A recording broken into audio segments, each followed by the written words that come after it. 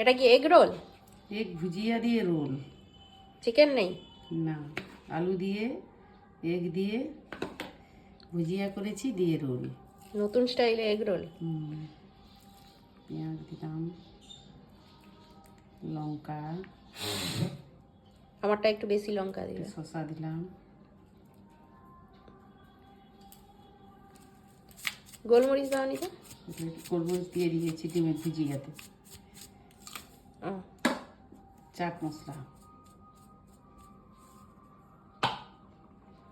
Sauce. চা করেছ?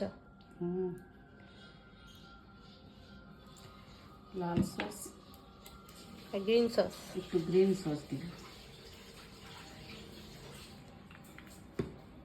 আর একটু লাল সস লাগবে।